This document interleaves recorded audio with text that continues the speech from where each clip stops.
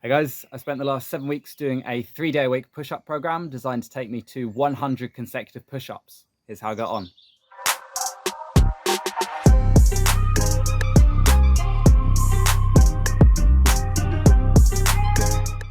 The program I followed was called 7 weeks to 100 push-ups. It's actually 6 different programs, and it's only the most advanced one that's designed to take you to 100 push-ups in a row. Where you start is, unsurprisingly, based on how many push-ups you can do right now, which you determine with an initial test.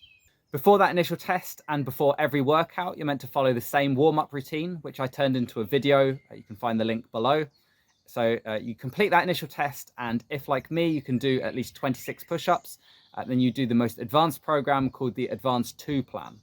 The beginner plans are actually 10 weeks long, but otherwise they all follow the same general format, which is as follows.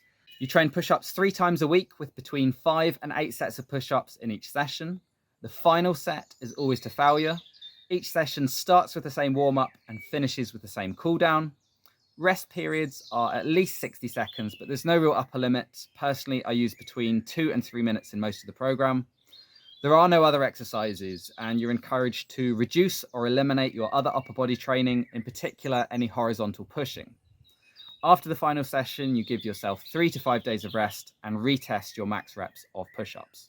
So how did I get on? In a recent podcast with Dr. Andy Galpin, he talked specifically about the max push-up test, and he said that a true test should have both a set tempo and no breaks.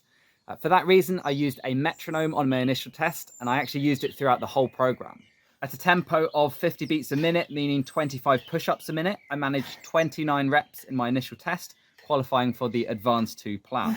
The first 3 weeks seemed to be about getting my body used to the training volume, because other than the final sets to failure, there was nothing over 20 reps.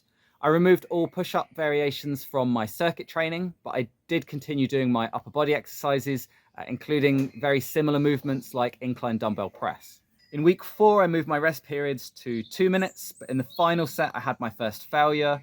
I used the kind of rest pause method, so the plus here means about 15 seconds rest.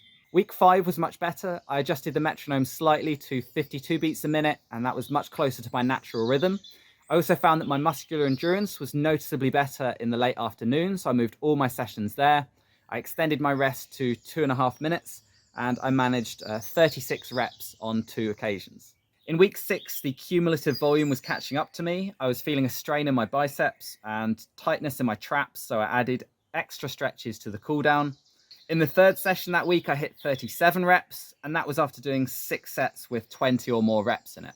Week 7 was probably a step too far for me. I was getting this insane tightness across the outside of my elbow.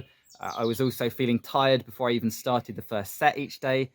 That meant that the final sets to failure were quite messy. In particular, the very last set took 5 attempts to get to 60 reps. I then took 4 full days off and retested in the morning. I adjusted the tempo back down to 50 and I managed 58 reps. So that is exactly double the reps I started with 2 months earlier, and I was pretty happy with that. As well as the push-up test, I took some other before and after measurements. My weight increased by 2.3 kilos, 1.7 muscle and 0.6 fat, meaning body fat went up a little bit. I was doing lower body exercises and upper body pulling at the same time, so that muscle gain is not just push-ups. And finally, a 1 rep max test. I did 110 kilos both times, but the rep I did after the program went up a little more smoothly. Overall, I was impressed with the results, especially since I didn't feel like I gave the program the best chance. If I were to do this again, and if you're planning to do this, I would start with a minimum of 2 minutes rest. I would take out any other pushing exercises from your gym routine. I also think a metronome is worthwhile, even if you don't stick to it perfectly. I would include bicep stretches in your cool down, as well as something for your traps, maybe even some soft tissue work. As far as the sets and reps, I can only really comment on the Advanced 2 plan, but for me, volume in weeks 1 to 6 was good, and week 7 was a bit much for me, but then again, I only just scraped into qualifying for the Advanced 2 plan. If you can already do 30 or 40 reps, I see no reason why you would struggle, and you'll get a lot closer to 100 reps as well at the end. In the podcast episode with Dr. Galpin, he also talked about how to improve muscular endurance, and he mentioned a few key takeaways. One being that it's very movement specific. So while doing something like dips might have some carryover, it's better to just do push-ups if that's what you want to improve. He also said that training 3 times a week is plenty, and that if we're talking about high rep training, then you're not going to get too much muscular soreness because by definition, the weight you're using is very low, in this case, just body weight. The fact that Dr. Galpin's recommendations align so well with the layout of this program gives me a lot of confidence that if I were to do this again, I could reach 100 reps. If you do end up doing the full program or even just the initial test, please shout out in the comments below with how many reps you managed. As a bonus, you can use this chart to determine a grade.